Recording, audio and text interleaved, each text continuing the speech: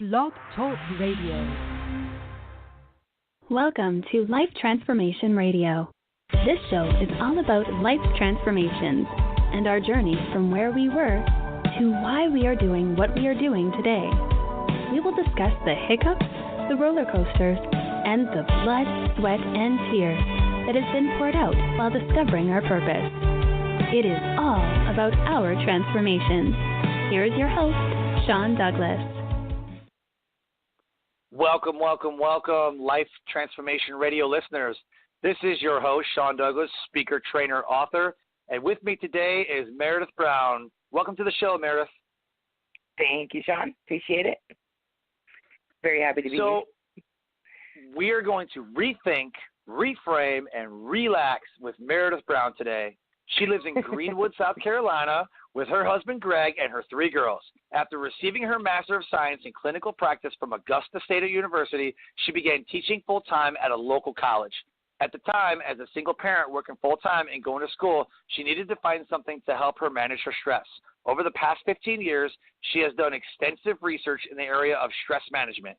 She will tell you she discovered just the OMMM isn't enough. She needed more to manage her immensely stressful, busy life. Getting married and becoming a blended family was very stressful, but with the birth of her youngest daughter, the reality of stress taking away joy really hit home. Her youngest child has Dravet Syndrome and many critical care needs. Dravet. Okay, yeah, I was like, what? You have yeah. Okay, perfect. Yeah, you're good. It's French. It looks French. French. So she's done trainings with college students, companies, individuals, to basically help find the freedom from stress.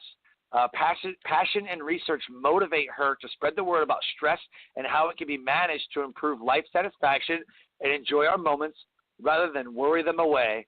Let me tell you, people will pull worry from the future, and they will pull worry from the past, and they'll pull worry from the future, and they will pull worry from everywhere. So, tell us about that. Tell us about rethinking, reframing, and relaxing. Well, it all kind of spawned from, prior as a single mom going through school. I mean, I had my daughter on a Sunday, went back to class on Tuesday. I was told by a lot of people, oh, you can't do this. You should wait. You should stay out. And I was like, no, I need to get this degree. Got to stay focused. So I kind of stayed focused on it. And I had a lot of stressors then. And I've always kind of worked through the stressors by just, bouncing from one thing to another or really ignoring problems, which is really easy way to do it. But when I hit graduate school, I just got overwhelmed. I actually wore a heart monitor my first semester of graduate school because I thought I was having a heart attack. And it turned out it wasn't. It was just stress. It was so much stress. It was panic attacks because I was working and going to graduate school, and I had my daughter, which, she needed her time. And so it just was so much going on. So I started researching kind of ways to, cope with my own stressors that were going on, time management techniques, things like that. And I got into a lot of like the OM stuff, like the yoga and the relax this and the OM, and it just wasn't enough. OMMM. Yeah. Yes. I was always like OMMM. Exactly. And it's really good stuff. Like it's really great stuff. Like yoga, absolutely. It's so super good for you. Mindfulness, absolutely. And of course, mindfulness is a little bit beyond the OM as well. But but it's just not enough. You've got to pair it with some other things. And really, I did fine once I got out of graduate school and got what I considered, just a job. I was I teach psychology at a college, and I love teaching. It's absolutely a passion of mine. And I had been there about a year, and somebody was like, well, you seem like you're really put together. You should do a can you teach stress management to some of our students? And I was like, I guess I can. So I put together like a little stress management topic Tuesday thing, test anxiety thing. And they loved it. So I was like, well, that was fun. And then I gave it to them. I said, here you go, use it, whatever. And then I kind of started just reading more and more about it, reading more and more about how to conquer stress, what to do with stress. But honestly, I wasn't really that stressed out. And then I had my daughter, Erin, and blended families are hard, and so that was that was going on. I had Erin, who her first seizure lasted over an hour and 45 minutes. It took a very long time to stop the seizure. I was completely wigging out. It got to the place where joy had been completely ripped out of my life. I mean, it was, even my oldest daughter was sitting there, breathing like a fish. And I was like, what are you doing? She's like, breathing. And I'm like, why are you breathing like that? She's like, because I can't breathe well. And I ran her to the hospital. She had this terrible asthma attack, but she didn't want to say anything to me because she knew I was so stressed out about her sister. And it was like, oh, no, we can't live this way. Like, we cannot live this way. No. So I started really digging hard into ways to find moments of joy in my life, because there's such high burnout in being a caregiver of special needs, critical needs kids. And also two others, Princess, the Ninja, and the Dragon, respectfully. As the Princess is my older, the middle is my Ninja, who's my stepdaughter, and then the Dragon is Erin, who has Dravet Syndrome. But so I put the stuff together, and basically I found myself educating myself about what stress actually is, and that's the rethink part. So putting together the what stress actually is, and really educating myself about what happens to your body when you go under stress. And we all know, like, well, when you're under stress, your heart beats faster. We know the basics. Right. But what a lot of times we don't know is, like, there's new research out that has showed that 43% individuals who believed they had high stress and stress was harmful had a 43% higher death rate than individuals who had high stress. Than individuals who had high stress but believed it was helpful. So people that believe stress is helpful and is a challenge, their body releases more oxytocin and less corticosteroid. So they actually have kind of what you can consider an excitement response to stressors. Even if they're even if it's just as challenging, they look at it as a challenge. This is coming, this is happening, it's a challenge, I need to take care of it, I need to work through it. And so they don't have the same physiological responses that you might see in individuals that have believe that stress is very harmful. So just changing your perception, just educating yourself about what stress is, the Yerkes-Dodson rule about how, we need a little eustress, we need the good stress in our life because it motivates us and it keeps us motivated. It's like being on the radio show. I was a little bit nervous. I was like, okay, I'm gonna be on a radio show, a little bit nervous.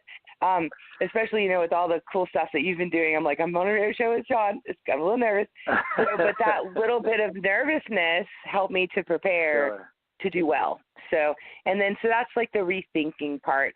And then the reframing part is where we kind of get into some really cool work. This is where we start talking about problematic thinking. Problematic thinking, irrational beliefs, self-efficacy, like what you believe you're capable of. Because what we find is if people believe they can do something, they're more likely to persist and they're more likely to be successful. So just believing isn't enough, as you've said a bazillion times. Obviously you can't just say, I wish this could happen, I think this can happen. You have to work. I mean, there's work involved. And so if you have a higher self-efficacy, believing that you can get through a hard time or get through something, then you're more likely to persevere to continue to make the attempt. So we talk about self-efficacy, then we learn about locus of control. We go through doing testing, things like that, teaching about locus of control. What is your locus of control? Do you believe that your fate is determined by external factors, situational factors, or do you believe that you have some control in there? People that believe that they have some control over their fate, obviously are going to be more resistant to stress because they can look at a stressor and know, well, I can't control the situation maybe, but I can control my response to the situation. Which is the same, like with my daughter, I obviously can't take away. Firmly. I'm a very strong believer in that, like with my daughter, I mean, I obviously can't take away that she has a genetic disorder. She's going to have it the rest of her life. But I can't educate myself enough to be able to know what best care she needs. And that's the control I can have. So even though it's kind of out of my control, I can still control to how I respond to what's going on in my environment. So we do some of that, which is the reframing part. We also talk about irrational beliefs. We talk about one of Albert Ellis's irrational beliefs that he talks about is that our past is so influential on us that it has to define our future. And that's just not the case. There's so many people that, well, I tried school once, but I can't, I didn't do well, so there's no reason for me to go back. Right. I bombed my first 2 semesters of college, first 3 really. I had like 12 F's and a B because the piano teacher didn't know who I was. So I think that's why I got a B. But just bombed it all. And when I was 26, I said, I think I want to try college again. And a lot of the comments were, well, you didn't make it last time. It's just going to be a waste of money. And I said, what, I'm going to give it a shot. And believe it or not, I got in there and I did so well. It was like I was just cognitively ready. It's like I had matured enough. I was able to do it. So if I would have based my past on what I was doing with my future, I never would have gone to school. So it's kind of one of those things that hold people back a lot with the, you have an event that happens in your life, a breakup or something, and I'll never meet anyone like her again. Well, she stole your truck and your best friend ran off with her to Vegas. So you might not want to find someone like her again. So it's really reframing those kind of beliefs. What is the true belief? And my best example that I usually save quite often, I don't tell in big groups because it's a hard one to tell, but I'm sitting across from my daughter, and every time I looked at her, I was like, is she going to seize? Is she seizing? Is that a seizure? Is she twitching? Is her stare off? Is she seizing? And I just kept looking at her, and every thought I had, like every other thought was, is she seizing? And it's just not a way to live. And so she looked at me, she said, Mom, make a snake. And I suddenly realized I'm playing with Play-Doh right now. Like, I need to stop, think, reframe the moment I'm in, reframe my thinking. Just because my daughter has critical needs doesn't mean she has critical needs at every single second of her life. And so, so that kind of led me to the reframing part. And then, of course, relaxing, which everyone loves this part the most. Anytime I do a little seminar or group workshop, the comments that are at the end have always been, I wish there was a little more time for relaxation. And I'm like, it's a 4-hour workshop. You think people want to get out of there, by like hour 3, you think they're going, I don't want to hear this anymore. But, a lot of people say time flew by. But the relaxation part, it's not just the meditation and all that jazz, but it's also talking about positive psychology, which teaches us how to be happy. Sure. A lot of the times we learn all the things not to do. Like, don't do this, don't do that, don't do this, don't do that. Long list. Well, it's a huge list, right? So, but what are we supposed to do? So positive psychology teaches us what makes us happy. And so when I was at Furman, I was doing a workshop at Furman for their faculty development. And one of the young women, she kind of raised her hand, and she said, do you mean like what makes us happy, like activities or reading or like exercising or like maybe like certain foods or friends? And I looked at her, I was like, yes, all that. So it's kind of like we already know what makes us happy, but we're so worried about avoiding things that we're not supposed to do, we forget to do the things that make us happy. So we kind of go over through that. We go over some of that, getting into the flow or your groove, which has been shown to help individuals basically kind of slow the mind down, get into a relaxation state. And for some people, it's cleaning. And for some people, it's, a bath, nice long bath. Some people, it's coloring. I'm not a person who can color. Can't do coloring. It makes me anxious. But I do like to clean. When I get cleaning, getting something organized, finishing a project makes me feel really good. I love doing PowerPoints. So finding your flow of something you like to do. And then we kind of get into some other aspects. We talk about progressive muscle relaxation, which absolutely everyone who has any issues with insomnia or hard time sleeping or anything like that, look up Google progressive muscle relaxation. There's so much out there about it. And it is, research has shown it to significantly help individuals with insomnia and sleep problems. It's used in clinics. It's an incredibly awesome way to get to sleep at night. And of course, we talk about mindfulness and being in the moment. I love mindfulness. Absolutely. mindfulness is the best. With mine, we talk about the traditional mindfulness, how to be in the moment, and then we talk about some one moment meditation where you're literally changing your set point or changing your point of reference within that moment. Kind of, you close your eyes, big deep breath in, big deep breath out, open your eyes, and then you respond to the situation instead of reacting to it. It gives you a second to just kind of like do that little shift. I tell all my students, do it before you start your test, that 1 minute before your test, to get yourself geared up, get your short-term memory ready to work, working memory ready to work is one of the best things you can ever do. And there's a gentleman named Martin Borison that's probably one of the leaders in that area. He's got some really good stuff out there. He's one of the few people I've read outside of like journal articles. Everything I do is kind of based on med journal articles and research-based work. I haven't really gotten out there much. I've opened myself up to a lot more of what people do. I Googled it about 3 months ago. I Googled stress management workshops, and I was like, wow, a lot of people are doing what I'm doing. But there's a lot of good stuff out there. I mean, that's how I crossed, your path when you had heard about my workshop. But the mindfulness of being in the moment is something that is invaluable to me. I had a traumatic event with Erin. She just decided she wanted to stop breathing completely. And we're standing in the middle of the road. And like, even every time I talk about it, I can envision it. And the neighbor came running out in his SpongeBob SquarePants shorts and went running down the street to get the ambulance to come. And I mean, she was lifeless, and I was broken. And the ambulance driver came up, and I handed her over, and I looked at him, and I was like, I don't know what to do. And so he ran up to the ambulance, and I ran inside and got my bag, and I came to the car, and she was breathing again. And, of course, my heart started beating again. But, that moment is part of me.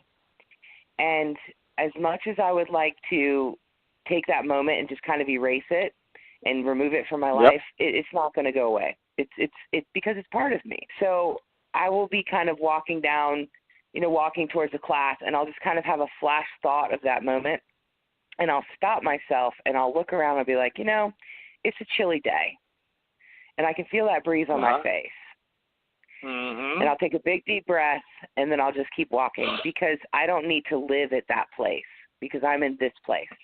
I'm in the present. Right. I don't need to take myself to the past. So I talk about that, and I teach a little bit about teach a little few techniques about how to become more mindful. So, but that's it. Absolutely. That's Rethink, Reframe, Relax. That's it. That's all I got. Yeah, and it's so amazing, because as a resilience trainer, one of the things that I teach is mindfulness. Yeah, mm-hmm. And so so as a master resiliency trainer, I teach an acceptance class, and a mindfulness part comes into play, because a lot of people like to put their address in the past, and they love to live in those moments instead of living for the future or living in the present. Like pick up your mailbox, pick up your address, and place it on the present. Quit living in the past. Pick up your mailbox, sell that house. So it's time to reframe, right? It's time to reframe. Oh, yeah, and it's so important to do that. And I love that you just mentioned resilience training. I actually added a tiny little section, because I am by no means an expert in resilience yet. I just started researching it. I am. Yeah, I know you are. I'll come hook you up. I follow you. I'll come hook you up. I was asked to do stress management for some 911 operators. So I started doing research specifically for their needs. And so one of the things that kept popping up was resilience, and they need to be resilient people. And that's one of the things that within my program, it kind of teaches the techniques to become resilient. So I was like, wow, this is kind of cool. So I've been doing some research on just resilient people and how one becomes resilient, how genetic is resilience. And I just thought it was so interesting working with the 911 operators, because one of the things about resilient people is they're able to let things go. Like, they're able just let it go, because obviously I'm not letting go the memory of my daughter, coming back to me. I like to say it that way, but I'm letting go the pain of that. And so I'm moving forward, I'm pushing forward. And so but they don't get an ending. They don't get a resolve. I spent 8 hours. My husband would funnel me 911 calls from YouTube and various other places on my headset, and I'd pretend like I was a person listening to the 911 call. Some of them were silly, some of them were, and I was only doing an 8-hour shift. And by the time I hit like hour 6, I looked at my husband and was like, I can't do this anymore. Like, I don't want to do this anymore. Like, this is traumatizing. And, you have the whole, vicarious trauma and some other things you can go through when you don't experience an event, but you're part of it. And so one of the things about resilient people is they're able to not know the end, but still move forward. And that's hard to do. And so I've just been doing some research on that. So I'll have to send some people your way for sure, Z's, if they want to get more deep into the resilience, because that's some awesome stuff right there. So, and I've been doing some cool research in that area now. So perfect. So when people ask me about resilience, and I go into the science of it, because really, science backs a lot of this stuff, and it's a learned behavior. That's all. Resilience, nobody's born resilient. It's a learned behavior, and it's developed over time. And one of the main things that drove resilience was the fact that they did a London cab driver I read that one. Research, right? So the London cab drivers basically like, we're going to take these 20 London cab drivers and we're going to take 20 other people and we're going to compare their brains. And what they found was that the GPS, the frontal lobe part, where it controls our navigation in our mind, right? And so the navigation, lobe area of the brain was significantly larger than those who do not do that every day, who maybe need to use a GPS to get where they need to go. But the London cab drivers didn't need a GPS because they just know where to go. And so what they found was that in each of the different participants, out of that pool of 20, out of the different participants, a person who was like a musician had a different part of the brain that was larger. And this person who was resilient had a different part of the brain that was larger. And each and every person's job that they had touched on a different part of the lobes of the brains. And they found that, man, if you cultivate that skill, it becomes larger. Every single one of the London cab drivers' brains were exactly the same. They all had the same areas that were highlighted, but they had this huge lit up area of the GPS navigation system in our brain. And nobody else did, because they don't do that all the time. And they concluded that because they constantly drive the routes and they constantly do it every day, that area of the brain has been conditioned to act a certain way. And I was like, blows my mind. It's pretty mind-blowing, some of the research that's out about the resilience training as well as the stress management. Like with the one of the blogs that I have on my website blog, one of the ones I have is You Gotta Work. Because just like playing a piano, you eventually learn where the keys are. You learn how your hands move. You may have somebody who's a natural talent. I used to nanny for a little boy, 7 years old. He was playing Wind Beneath My Wings as my accompaniment for me to sing it. So, so he was phenomenal. He was composing by 10. So he was phenomenal. Wow. But he still practiced 4 and 5 hours a day because he loved it. So you can have that potential for sure. But it's got to be cultivated. Like you said, it's got to be trained. It's got to be learned. And so you're not going to be a great basketball player if you never touch a basketball, and you're 50 years old and you've never played basketball. You're probably not going to get in the NBA. But, so you've got to cultivate it. And I was talking to somebody and they said, I know I just need to get over the fact that my son has been diagnosed with this disorder. And I looked at her, I was like, what did you just say? She said, well, people are telling me I just need to get over it. And I was like, and how are you going to do that? Can you tell me where that magic wand is? And she was like, well, I know I need to just, deal with it.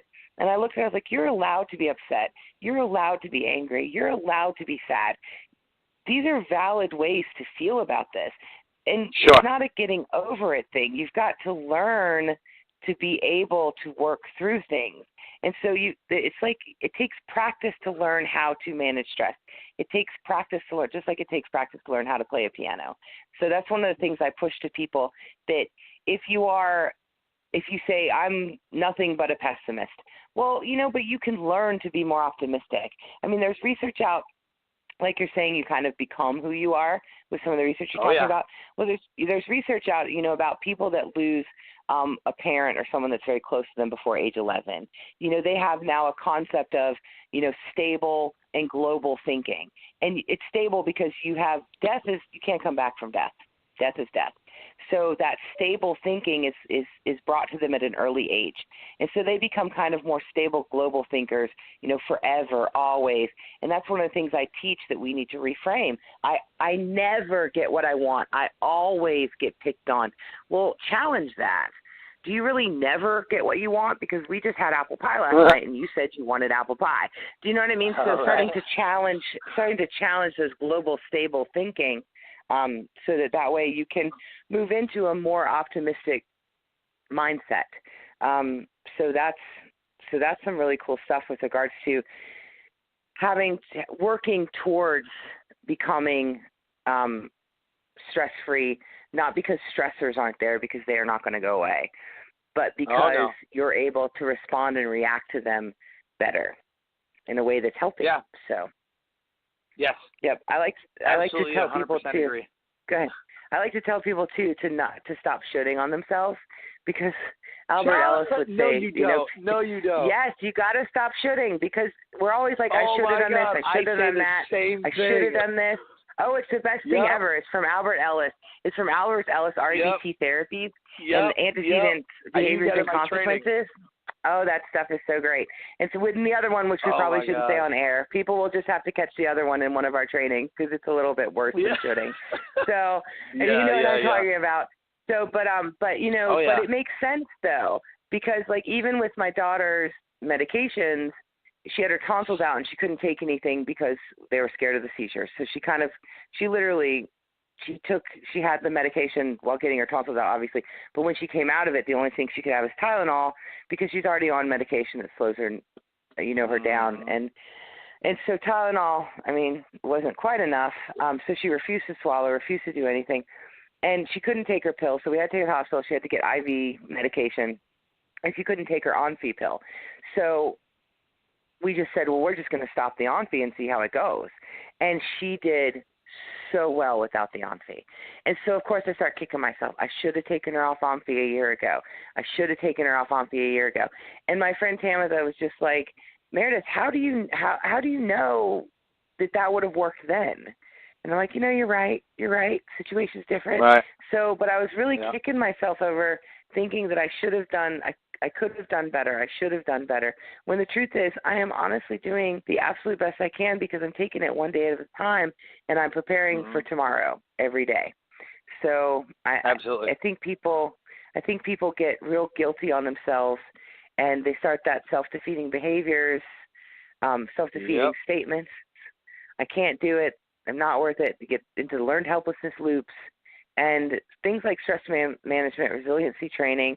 They're just things that, can really help people to help themselves succeed.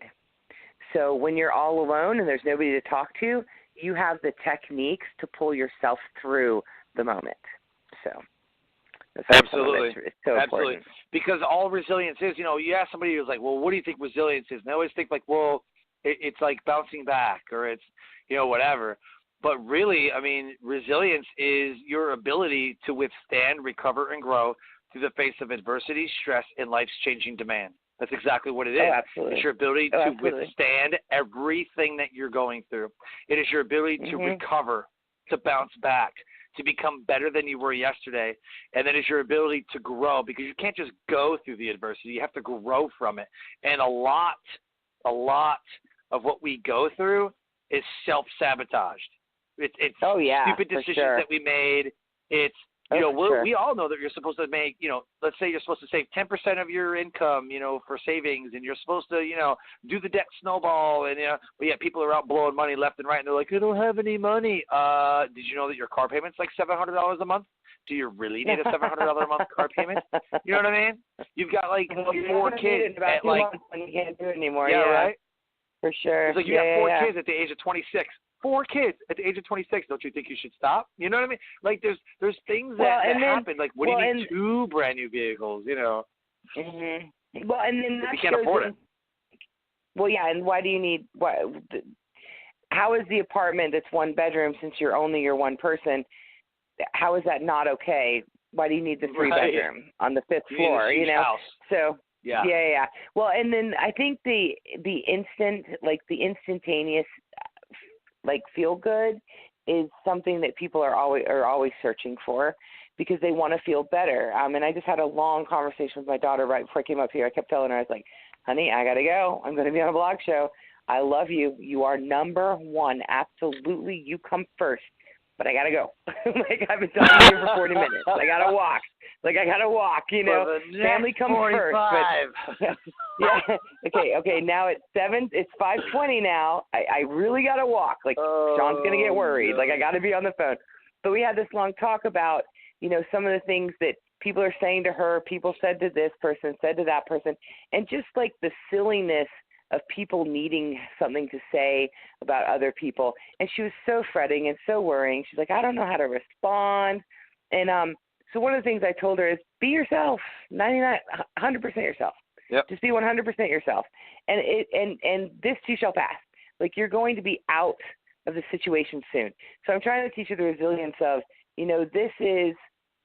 this moment that you are in right now and these people you are with right now, they won't be there in 10 years. They won't be there in 15 years.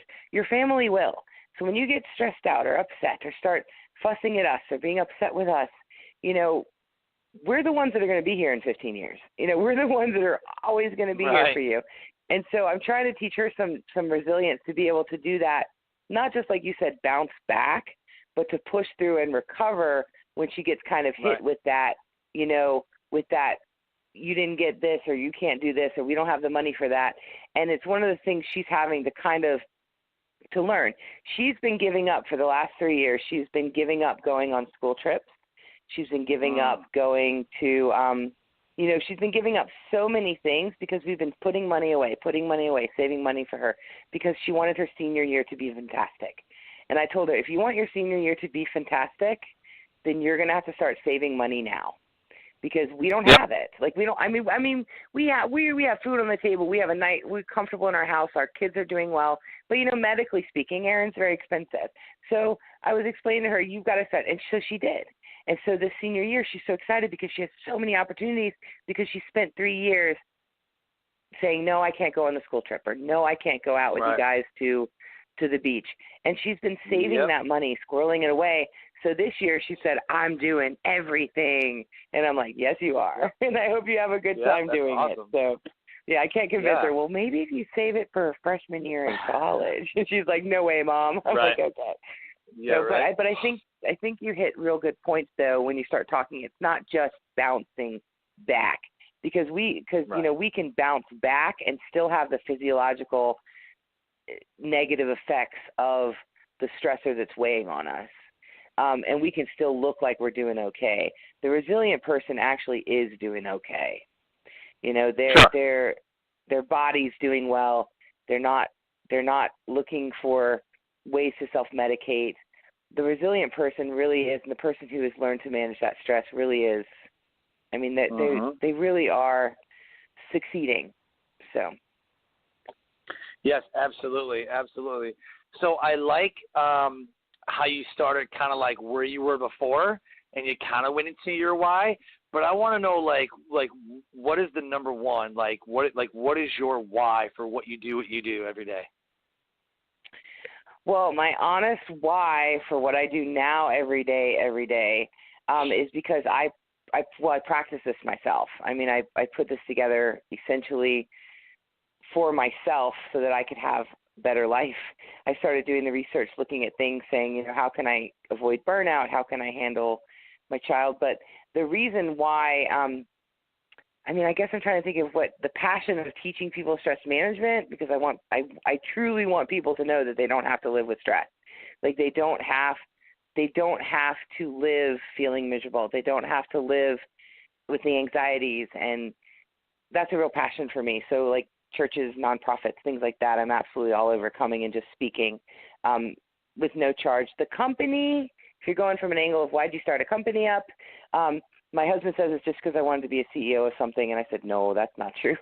The actuality is the company was started up to be able to create something that can help with Erin's medical expenses and something to give to her when she gets older. because as much as I'm having to manage my stress, I'm not the one living with a chronic illness. You know what I mean? So she's the one that's going to have to know how to stand up after falling out in Walmart, twitching for 10 minutes. She's going to be the one that has to stand up and wipe off her brow and walk out. You know what I mean? So sure. All of this is pretty much so all of this is pretty much based on wanting our family to enjoy life and not to have a chronic disease take every moment from us, because there's moments that are horrible. I mean, we have moments that, you know, you're prying her mouth open because it's filled with water, and you've got to dump it out because she's seizing and you don't want her to aspirate it, and you're sitting in the middle of a Mexican restaurant and everyone's looking at you and you're like, we're good, thank you. You know, and it's so funny, too, because my other two girls are cramming food in their face because they're like, oh, we're going to have to leave here, eat as much as you can, while my husband's paying the bill. And, you know, because they've learned that this is everyday life for us. I mean, this is everyday life. And so so I created the Rethink, Reframe, Relax because it's something that I think that can truly, same as with your resilience training, obviously, but something that can truly help people to live better and to enjoy life more, kind of no matter what their situation is at the moment that they're in, that they can find ways to still manage their lives, I guess I could say. So managing the stress of what they're going through so they can enjoy their moments. I guess that's why I started it. That was a really long way to get around to why I did it. But I mean, I and it's not something anyone's actually ever asked me, so I'm sitting here, you know, going, I didn't bring tissues up here with me into my little studio. I have paper. You got your why. Okay. Yeah, I do got my why. So I would really have something to leave for her, and I really want her to know these techniques, especially with mindfulness and especially with some of the breathing techniques that I teach and some of the reframing, because she's going to have a lot of people that say things, oh, well, you can't do that because of this, and you can't do that because of this.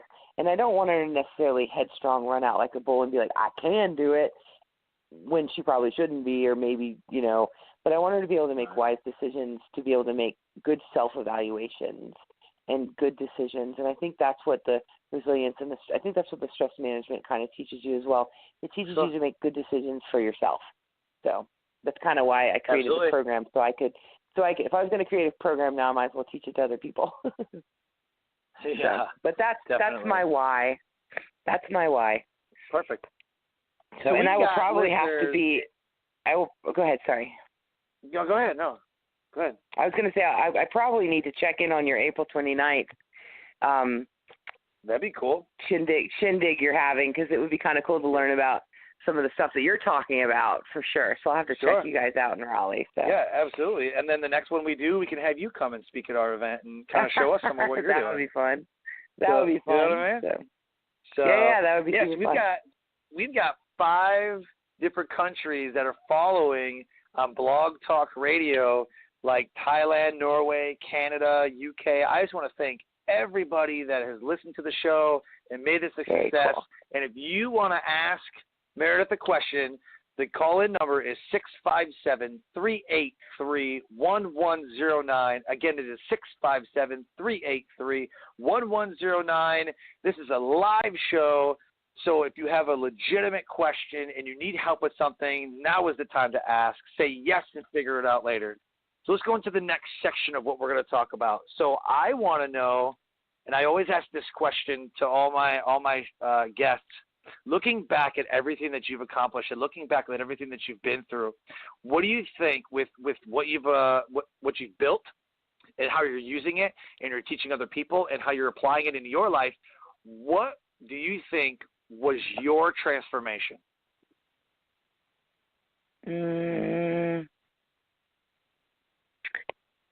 Explain that again. We ask the hard questions on this show. But I'm wanting to understand what you mean by. I want to know what you mean by what by transformation. So you told me, because I've heard you ask someone else that before, and I was like, oh, okay, that's neat. But then so tell me again. Ask me again. Okay, so looking back on where you started, because you told me where you started, you were kind of freaking out about, the medical stuff. You're like, man, how do I handle it? And then we learned in the bio about being a single parent, and it's just like there's a lot to deal with, right? So looking back at everything that you've done, whether it be starting from 18 to 20 to 25, but as you've journeyed through and you've built the reframe and the relax, like you've gone through this obvious transformation because you're teaching people how to not worry and not stress and live a better life, right? So how do you feel like you were transformed doing what you're doing, or what do you think was your transformation? I was one way and now I'm another, and this is how I transformed, or this was my transformation. This is what this show is all about. Oh, okay. Well, more than likely, the transformation that happened for me was I was very tumbleweed, I guess you could say. Kind of things just like whatever came along, I kind of went with it. And one of the comments that my parents have said to me numerous times was when I say, I bet you didn't think I could get a master's degree in PhD prep program, no less. And my father looks at me and he says, I always knew you could, I just didn't think you would. I was Woodstock 1994, very, very much charmed, super fun life, a tumbleweed, moved many, many times, tried to live in Atlanta, tried to do acting. But when I had my first daughter, obviously I was like, okay, school's become very important, got kind of tied down there. That's when I became very, very wound. And so I think when I had my second daughter, I was even more wound because, now we've got the blended family. So actually I had two more daughters. So, but the fact that she had her disorder, that became, I became even more wound. And so I think the transformation went from me being kind of a tumbleweed, everything's fine, do person to a completely wound, oh my gosh, it's chaos, oh my gosh, everything's going to be, I have to do this and I have to do that and I must do this and I should do that and I should have done this and I have to do this. And so I went from just the no cares at all to nothing but everything had to be perfect. And I think I finally transformed into somebody who has found that middle ground where I can tumble a little, but I can still have the balance to take care of what needs to be taken care of. Like with the time management things that I don't teach time management, but we talk about it in the workshops. We talk about, where does time go and changing your perception of time because time is not against you. Everyone has the same amount. So work smarter, not harder kind of thing. So creating the Rethink, Reframe, Relax kind of took me to a place where I'm not wound up anymore to the point where if I don't get something finished and I'm not the procrastinating perfectionist anymore who doesn't start because she has to be perfect. I've gotten a nice balance there, but I'm also not the tumbleweed who was like, oh, it'll all work out, because people get hurt in those kind of, when you live that kind of lifestyle, people around you suffer too. So that's sure. So I think as many people want to, usually your transformation, is, and then I became something spectacular. Mine is, then I became moderate. So, I guess that's my transformation. I slowed down. I went the other way. I love that. So, and then I became normal. Sort of and then I became what some may be considered normal. So, but that I guess would be my transformation. So that's awesome. And again, I've always had professors tell me use 10 words to answer questions. I've never been good at that. So yeah, no, I don't either. I need at least 100. I could talk to myself and still, I would still talk. Learn a lot, I bet. Yeah, I definitely get that. I bet you learn a lot. Yeah, definitely. Yeah. So I tell people whenever they. Oh, sorry. No, go ahead. I tell people whenever they post something on Facebook that they think is ingenious, make sure they like it. And they say, you don't like your own post. And I'm like, well, then why are you posting it? Like, I don't understand. You got to like your own post. I always like my own post. Like, pretty awesome. if I think it's like amazing, I'm like I'm liking my own stuff. And people, why are you liking your own post? I'm like, because I posted it, because I liked it. I'm showing that not only am I posting it, but I'm liking it. I double liked it. How about that? I'm overachieving. Not only did I liked it and shared. It's like I like my class so much, I'm going to show up and teach it. That's how much I like my class. Right? So you guys I love what I do so much. I'm going to show up early, and So you talked about time management. What I teach in resilience, and maybe I'm not the one to part of it, but I will tell you that in resilience class, when I'm teaching the class, I talk about how time management is crap and it's a myth and it's impossible to do. Because if you look at everybody's like, oh, I need more time management. I need a work-life balance. Oh, my gosh, and I'm not bagging at anybody who says that. What I am telling you is that you're going about it the wrong way. Because 24 hours in a day will always be 24 hours in a day. You will always have 60 seconds, 90 seconds. That's what's on my slide. Perfect. That's what's on my slide because at the top it's under perception. So, yeah. Yeah, you're not going to do it. You can't manage time. It's impossible. So what I teach is for people to manage their energy. We do energy plots. So 8 a.m., 12 p.m., 4 p.m., and 8 p.m., okay? So 8 a.m., 12 p.m., 4 p.m., 8 p.m. At those points, I want you to scale 1 to 10 where you are on your energy scale. I want you to put 8 a.m., I want you to put a dot, and I want you to put another dot, and then draw a line, and so you can see your wave, you can see whatever. I am a freaking vampire, okay? I get all my work done at 1 a.m. I don't know why. God's gifted me with the ability to stay awake at stupid hours of the day. At 5 7, p.m., 8, 9, 10, 11, 12. I'm dead. Yep, 5 p.m. to 7, 1 8, a.m. 9, is my most creative. Most creative time of the day, too. 5 p.m. to 1 a.m. But guess what? Erin has meds, and her med routine has to start it used to start every morning at 5:15. It wasn't an option. Wow. So my husband and I have been awake at 5:15. Well, now we're not. It's 6 o'clock now. We moved it. We were able to move it. So, but we're awake at 6 a.m. every single day now since the last time we slept past 6 p.m. was October the 12th. That's the last day that we slept past 6 a.m. Wow. So it's one of those things where it's like when you just said that, I was like, oh, that's my energy time. Like that's the time I'm the best is till 1 in the morning, but not when I have to get up at 6 a.m. So I've been trying to train myself. I've been trying to train myself to not be so bad about that. But I totally love that concept of you can't manage actual time. And that's what I talk about. I put that too in the big box. I say, and it's going under my changing perceptions because people will say, I need more time. It's like, well, what's your perception of time? Like what? And I do that with my students. I'll start a timer and then I'll talk to them and I'll talk to them and I'll talk to them and it'll go beep, beep, beep, beep. And I'll stop it. I was like, okay, guys, that was 1.5 minutes.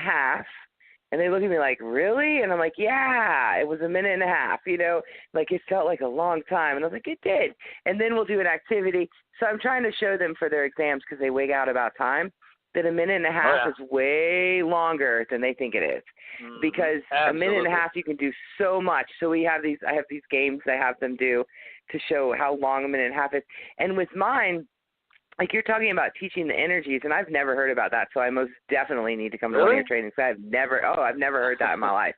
I mean, I've heard about circadian rhythm and like when is your highest energy of the day and when are you most productive, but I've never heard it put that way. And I'm obviously not because it's your shtick. So I mean, I've not heard it that way. Right. So I think that's really cool. Okay. So fair enough. So but yeah, I'd love to check it out. So but the time thing, I teach them.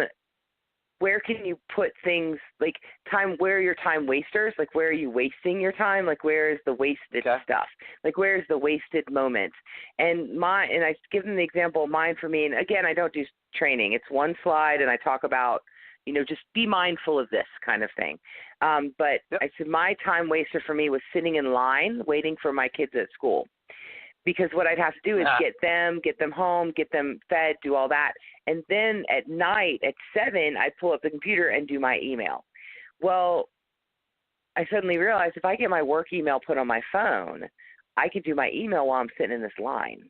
And then at 7, I can play my game or do something different that's more relaxing. So it's kind of like trying to find ways to be productive when you're at you talked about, but ways you can, I guess, squeeze stuff in there to time that's just kind of being wasted, time that's not being utilized. So. And so what I do, though, is I tell people, like, if you have a huge project and you're not a morning person, don't schedule it for the morning. If you know that you have a big workload and your energy is between like 8 and 10 a.m. and you're peaking at your energy, guess what you're going to do between 8 and 10? All of your work. You know, and they're like, oh, I'm like, manage your energy like a gas tank. Okay? Yep. So if you are peaking energy at noon, 1, 2, and 3, do all of your work there. If you know that you're dead by 6 p.m., then don't schedule anything at that time. Like, I'm dead, I need a rest. And then if you need to, take a nap, take a 20-minute nap. You know, don't go all the way to REM. Just do your 20 minutes, and then set a timer, 20 minutes, have somebody wake you up, whatever, and then you just deposit that into your sleep bank. It's a sleep bank. I love that. I'm depositing it into my sleep bank. I'm depositing those 20 minutes each time. I'm just depositing into my sleep bank, and I guarantee your body will at some point in the next couple of days use that 20 minutes. It may not use it right away. Oh yeah. But it's just recharging. So absolutely. I really like that. I really like that time. I really like that energy thing that you're talking about or the time slots, because I get so much work done between like 5 p.m. and like say 8 or 9. I can bust out so many videos, so many things. And it's unfortunate. And I used to do that. That used to be my time slot. But now with the life that I have, my time slot is from 8 a.m. until 3. And so I've been trying to fool my body into saying, hey, we can have good times between 11 and 3. Come on, let's get that work done. And it's just not as efficient.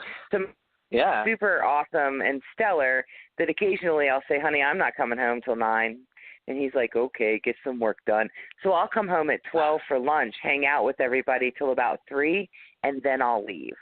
So it's been something that, it's been something new I've been trying to do because I'm just so much more productive in the evenings. So, but I'm definitely going to have to check you out on April 29th because that sounds awesome.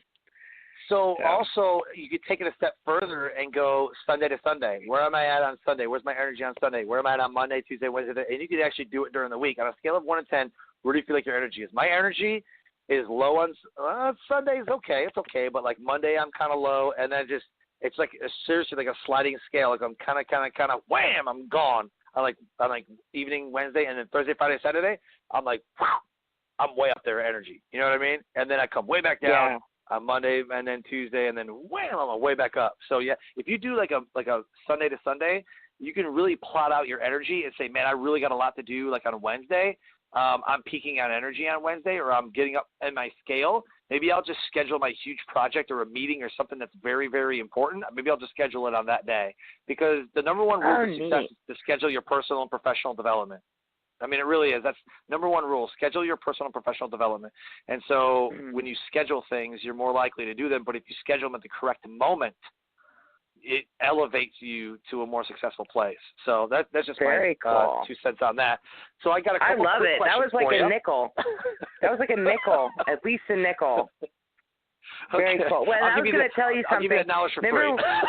Remember we talked about the problematic thinking and all of that. One of the things that we do with the stress workshop is we do the training of how to reframe the problematic thinking. So we actually have, worksheets that we do to work through changing the problematic thinking. And one of the statements of problematic thinking is, I don't have enough time. And I think I'm going to add to some of the, answers that I can tell them are potential. Of course, I have everybody doing the worksheet, and I walk around and I look at everyone's, and I'm like, well, that's interesting, yada, yada, yada. But one of the things is, I don't have enough time is one of the ones that they can choose. There's a list of like 40 problematic thoughts that they then reframe. And so as they're reframing them, I'm going around the room saying, well, how does that change the vibe or the feeling of or the energy of that statement? How does it take the power away from the statement? So anyways, but I don't have enough time one. I think now I'm going to say a good thing to say is, I am not at my peak hour right now. This can wait. Yeah, sure. So I think I'm going to add that to my list. Absolutely. So yes, what else you got for me? So I got a couple quick questions for you. Ready? Sure. Okay. Yeah. Real quick, what was the best part about your transformation so far, or about your journey? What was like the best part? The absolute best part about my journey is that I am honestly and legitimately being able to enjoy my daughter play, because it used to be that I was so and also my husband and I, she sleeps in the bed with us because she has nocturnal seizures. And but we now have a video camera that we finally kind of saved up to get that has ultraviolet light. And so it's in the bed with her, and I am at a place now where I'm comfortable watching the video camera. I don't have to have her in the same room with me 24/7. I'm giving her more independence, but I think the biggest thing is that I'm actually enjoying her as a kid now, instead of looking at her as someone I'm just caring for that I need to make better. And then also through this, I've gotten a closer attachment with her as a mom, because I've let go of the fear of losing her, because you could lose anyone. But that fear of, it's a reality for her. I mean, she's died twice in my arms. They brought her back to me. So the reality is it could happen at any moment. But that's not the reality where I live anymore. So I think that's the most powerful, the most powerful thing of the transformation from what I've been working on and studying. So yeah, that's incredible. That's incredible. So do I even want to ask what the worst part about your transformation was? Well, the worst part about my transformation is I am having to figure out how to manage my energy better. There you go. Way to say I don't have enough time. That's the worst part about my transformation, because I do work. My bread and butter is obviously my institution. I work at. I mean, I don't know if I'm allowed to say it or not, but I work at Piedmont Technical College in Greenwood, South Carolina, and we are extremely progressive with regards to pushing the envelope of new technology, new teaching methods. I'm a lead teacher for a lot of things. I'm in lean training. I'm moving up into yellow belt training. So, I mean, we're very, very progressive, and they come first. They butter my bread. And so next is obviously then Rethink, Reframe, Relax, which I do kind of on the side, because making PowerPoints and creating content is fun. And everything that I've created, I feel like a little book that I've written, but we'll see what happens with that. But I'm finding pulling myself back from that and saying, okay, family, get the family together. So we have Avatar family night now, where we watch Avatar every night together, or we watch some kind of cartoon together every night. And we make sure to do that every night, even if it's only 15 or 20 minutes. So I think balancing my energy, and my husband's decided to stay home with the kids to go to school. He's staying home with the kids. And so remembering to tell him what a good job he's doing as well, because that's a hard stick right there. It's a hard thing to do, to take care of kids and a family, so, but remembering to, and then also giving up a little bit of the control of being the one who did everything. So that's been the hardest part of my transformation. Actually, that is the hardest part of transformation.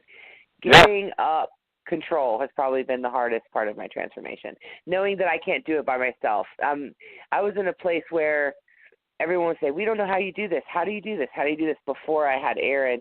And then with Aaron, I remember calling a friend at 2 a.m. and saying, I'm sorry to bother you, but I really need someone to come get Ashley. I'm still at the hospital with Aaron, and and she needs to get home. And so, calling friends for help, leaning on my husband for help, it's been something that, coming from such a place of independence, been the hardest part of my transformation, honestly, to come around to going to the hardest part.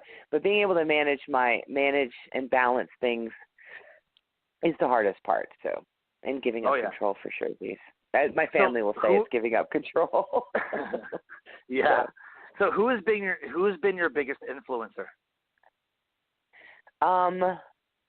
My biggest influencer, from a standpoint of knowledge and information, probably, I mean, we could get into like the whole Albert Ellis and all of those people, but from like a human being that I hang out with or talk to, I had an instructor, a professor named Georgina Hammock in graduate school. And I walked in with a bunch of papers one day, and I said, are you sure I'm doing okay for you? And she just stopped and looked at me. She says, you're intelligent, right? And I looked at her, and I was like, I said, no, I just work hard.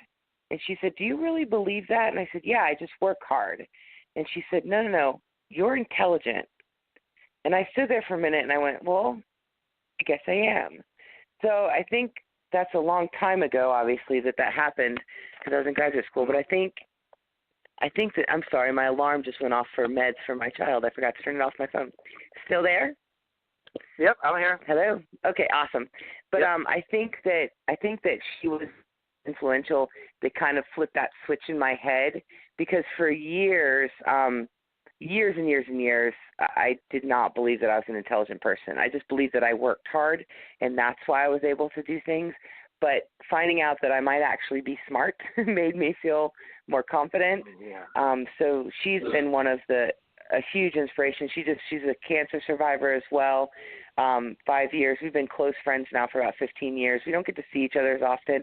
But then, I could also mention, influences like my father, who's just a workhorse / one of the most compassionate and dead-on, spot-on, hardcore people that I've ever met. My mom, of course, is always going to be involved in my life. And we've had, the issues have made me who I am. So when it comes to taking one person and saying who's influential, I'm the person that could find you 40 people who have made a piece That's of my awesome. life be better.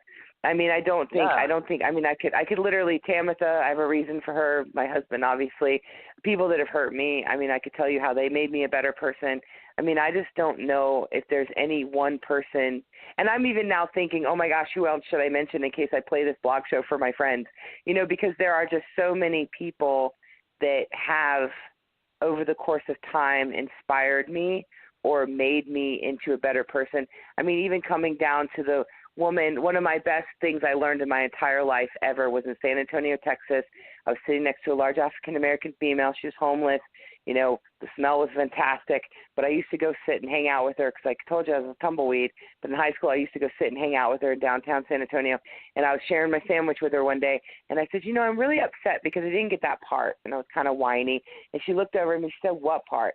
And I said, I didn't get that part in the play I wanted really bad. And she looked at me and she said, girl, someday you'll have your chance. If they want Aunt Jemima, they ain't going to pick Cindy Crawford. And I was like, you're right. She said, there's a part for you somewhere. Someday they're going to want you. Yep. And I just looked at her and I was like, right, you're right. Someday they're going to want me. So one of the most inspirational things I've ever heard in my entire life came from a woman named Norma who lived on the streets of San Antonio, Texas, who I used to share a sandwich with 3 or 4 days a week. So, Wow. it's so, I mean, one Never of the know. things about, you just don't know. I mean, you just never know. And so I honestly cannot pinpoint just one person who has been most influential in my life because all of the pieces of all of the people that I have in my life basically created for me a foundation that is just rock solid. Perfect. And of course, then you can get into the religious things as well. But I mean, from a human being standpoint, I love human beings. I love people. I absolutely love people. And meeting them, getting to know them, hearing, like you say, their stories, it's something that just has always fascinated me and brought me lots of inspiration. So I can't answer your question, Sean. So as we close and as we wrap up, give me a shameless plug. Like, this is your moment. Like, this shameless plug, a friend, a quote, websites, Facebook, yay, go McDonald's, or your favorite sports. Like, give me a shameless plug whatever you want. Okay, so there's www.rethinkreframerelax.com. There's my blog. My blog is there. I am working on an online class to make it kind of affordable for people to be able to get in there and learn about stress, managing their stress. So I'm working on the online site. So the website's looking good. So check it out. Check out the blog. But Rethink, Reframe, Relax. If you Google that, Rethink, Reframe, REFRAME. It's a fake word. So, but it'll say it's spelled wrong. But Rethink, Reframe, Relax. If you Google that, you'll find me eventually. But check out the website. Check out the blog. The online class is probably going to roll out. I'm alpha testing it now and going to be going into beta. And then I'm probably not going to roll it out till it's looking like May now. But in May there's going to be an affordable online class that people can take if they want to. Sure. So, and that's me. I don't have that many fancy things going on, but I do have a website, perfect. so that's good. So yeah, good. So as we wrap up, deliver your best nugget of knowledge that will motivate, transcend, and inspire. My best nugget of knowledge. Okay, well, my best nugget of knowledge is probably going to be stop for a moment, look around you, take a big, huge, deep breath, and then blow it out, and then continue walking forward. I mean, that's honestly my best nugget of knowledge. Just take a moment. Mic drop. To embrace the moment. Just take the moment to embrace the moment. So. Yep. Outstanding. It's part of the mindfulness techniques, see, hear, and feel. What do you feel? What do you see? What do you hear? It's being present. Oh, and I love that. Just being present in the moment. And huge. And I was stressing out about a test, stressing out about something I had to do, and I was stressing out about it, and I was writing, and I was writing, and I was typing, and then suddenly I said, you know what, I need to stop. I put my hands in my lap, I took a big, deep breath, and I heard my daughter giggling in the other room when I took a big, deep breath, and I was like, that was worth more money than ever. So, yeah, that just has to be the takeaway, to stop, big, deep breath, and then respond instead of reacting. So, perfect. That's my awesome. take home. So we're gonna close, and when we close, we always give a call to action. So what would your call to action be? What should someone do today that will change their life? Maybe buy a product or a book, or maybe set a goal or write in a journal. Okay. Like, what is your call to action? Google progressive muscle relaxation, because I'm telling you right now, this is research database stuff. This is not like, oh, it makes you feel good, but Google progressive muscle relaxation. It's a technique. You can do it in a chair. I do it laying down because I like to go to sleep doing it. If you have a bad back or something like that, obviously you don't want to tense your back up too much. But, read through some Googling progressive muscle relaxation, because it is a technique that is awesome, and it is game-changing with regards to sleep. Oh, and don't leave your television on when you sleep. I know I just upset a lot of people, but don't do it. You don't want light when you're sleeping. So, yeah, but why not? That's it. Oh, because the light. Why can't you leave your TV on? Because you want sound is okay, but the light makes your melatonin won't. It doesn't. Your body stops producing melatonin when there's light, because it believes that it's still supposed to be in action. So it kind of tricks the body into thinking that you're supposed to be doing something. So the less light. Yeah, pretty much. So you cover the TV or something. Yeah, I know. I break hearts when I say that. But, if it works for you, though, it works for you. If you don't have trouble sleeping, you don't have trouble sleeping. But if you do, progressive muscle relaxation and get the lights out. So. Awesome. Thank you so much. This has been an incredible knowledge and inspiration and motivation, and I know the listeners will appreciate it. So thank you, Meredith, for coming on the show and being a guest on the show. Thank you very much. I've enjoyed it thoroughly. So I'll catch you on April 29th. Yeah, absolutely. I look forward to connecting. So, Life Transformation Radio listeners, this has been another episode of Life Transformation Radio, and I thank you for supporting us in what we're doing, and just tuning in every week on Wednesdays and every other Friday. And we have amazing guests all the time. Even talking about reframing and relaxing and living to win, and having the guests that we have, but it's all about elevating our life. And what I need you to do is I need you to find opportunities to live out your values. Live out your values every day. We call it living your brand. So today, tomorrow, and until we meet again, live your brand. This is another episode of Life Transformation Radio. See you next time.